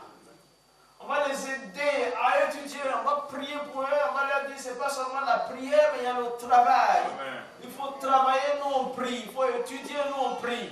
Alors, ta limite sera que le ciel. Ma fille, celle qui est ici, les deux qui sont dessus là. Il y a une qui a 9 ans maintenant, l'autre, la petite elle a 9 ans, l'autre elle a 11 ans. Je suis allé prendre leur carnet scolaire à la fin de l'année. La directrice de l'école a marqué Sarah. Elle s'appelle Sarah.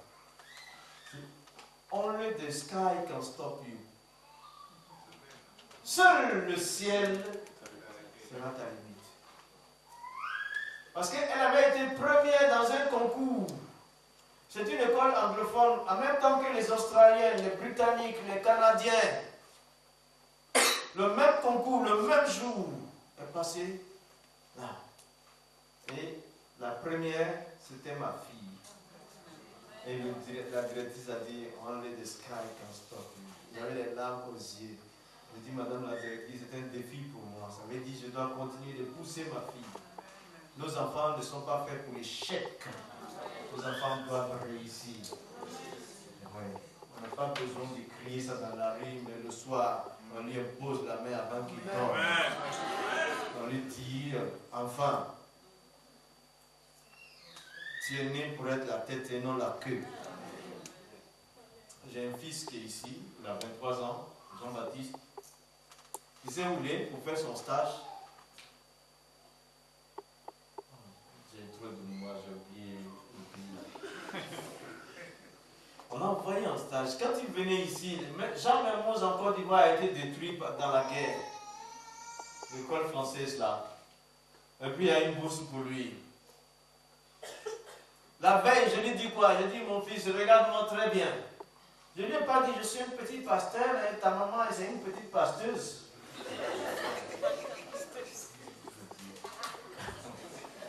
Je dis, moi, je suis pasteur. Toi, tu as accepté Jésus à 7 ans. À l'âge de 7 ans. Tu vas en France, il fait froid, ce n'est pas un problème. Il y a une seule place pour toi, c'est la tête. Ce n'est pas ta place derrière. Tu es chrétien, tu es chrétien, tu es chrétien, et la place du chrétien, c'est la tête. Jésus est la tête. Jésus a réussi. Tu dois réussir. Parce que moi, je n'ai pas échoué. Ta mère n'a pas échoué. Est-ce que j'ai l'air d'un homme qui a échoué? Tu n'as pas l'air d'une femme qui a échoué. Non. Si tu es chrétien. Alors il est venu en classe, sa voisine, une jeune fille là, hey Jean-Baptiste, ici c'est pas une petite école, hein, tu vas flasher. Il a fait 3 semaines. Tu sais quoi? Ma femme lui a envoyé 40 SMS en un mois. 40 SMS. Allez, vas-y mon fils. Avance mon fils. Ne recule pas mon fils. Progresse mon fils.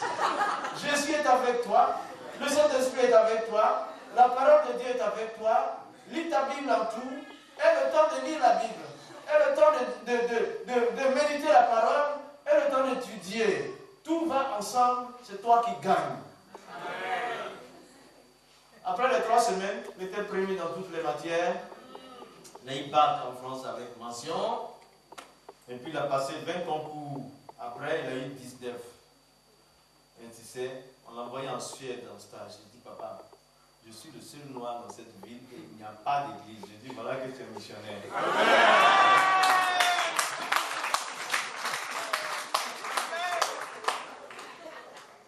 Je sais qui je suis, je sais où je vais, je sais d'où je viens. Alléluia. Élu avant la fondation du monde. Amen. Je ne peux pas louper. Chaque échec, c'est le moyen de gagner la prochaine bataille et de témoigner. Bon, attends. Je suis trop content d'être les beaux. Shalom. Shalom. Ça va finir dans 2 minutes. Dans la culture de l'islam, le musulman, pour lui, l'espoir de l'homme, c'est l'islam. Vous voyez, même ce qui est écrit, pour eux, l'islam, c'est l'espoir de l'homme. Ils ont l'espoir, mais sans aucune espérance. C'est vous qui comprenez mieux le français. Moi, ici, formé sur le tas, il n'y a pas de diplôme. Même mon diplôme d'école biblique, quand on m'a attaqué, on m'a persécuté, ils ont brûlé mes 42 livres. J'avais été à l'école jusqu'à Singapour. Ils ont brûlé mes 42 livres. Ils ont brûlé mon diplôme. Mon diplôme n'a pas fait 2 jours dans la maison. Mais le plus grand diplôme que j'ai, c'est la parole de Dieu. Amen. Le musulman, tu vois, l'espoir de l'homme, du musulman, c'est l'islam. Mais c'est un espoir qui est décevant, ça n'a pas d'espérance. Nous, en tant que chrétiens, Romains 5:5, il dit, le Saint-Esprit a répandu l'amour de Dieu dans nos cœurs. Alors, notre espérance ne nous trompera jamais. Dieu habitera avec nous. Lui, il a l'espoir que Dieu va l'amener au paradis, mais il n'est jamais sûr. Jamais sûr. C'est ça qui fait petit. La culture de l'islam, c'est ça. C'est ça la culture. C'était important, je ne peux pas vous laisser comme ça. Allez dormir ce soir, vous avez attendu. La politique et la religion se réunissent dans l'islam. La racine, c'est parce que le prophète Mohammed était le guide politique à Médine, il était le général d'armée, il était chef d'état-major, il était président, il était le guide politique, et en même temps, il était la plus haute personnalité spirituelle, il était prophète. Donc, chaque fois, là où il y a l'islam, il y a la politique. L'islam et la politique marchent ensemble. Vous pouvez voir au niveau des Nations Unies, ils posent leur veto. Là, cette photo au Tchad. Tu vois, ça c'est du sel, hein? Mais il a Kalash avec lui là. Parce qu'ils ont le sel là-bas, de leur territoire là où on vient. On ne prend pas comme ça. La chose la plus importante est d'avoir une relation d'amitié. L'homme là, lui là, il a avec ton ami. Tu vois, il lit le Coran, les gens sont très attentifs. Même si ça parle, ils vont écouter bien, avec révérence.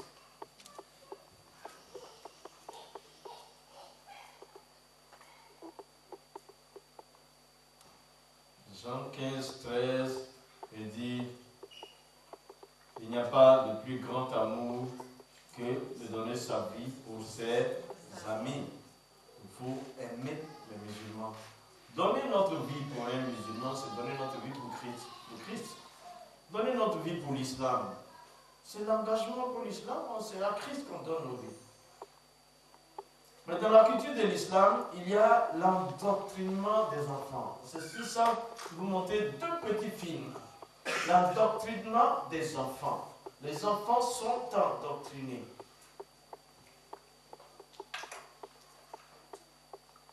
Les enfants sont endoctrinés.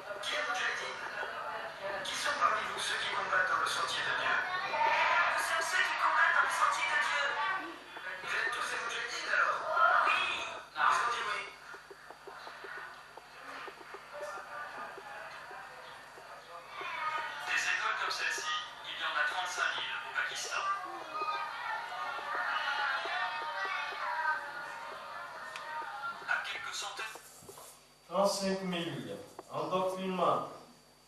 d'enfants.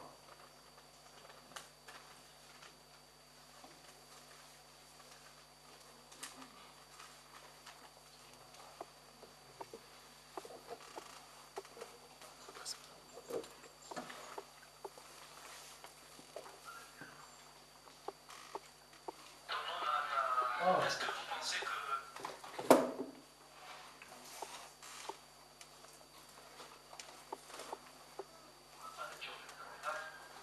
يعني أتمنى لو بوش يفوز بالقطاع ويعني خاطر أروح الشاروم وأسبح بالمسدس وأضع له بالسيف لأن لما أول واحد كبير هتصير أضحك بوش إنها أطبخ خنزير وإن شاء الله يا رب يفوز.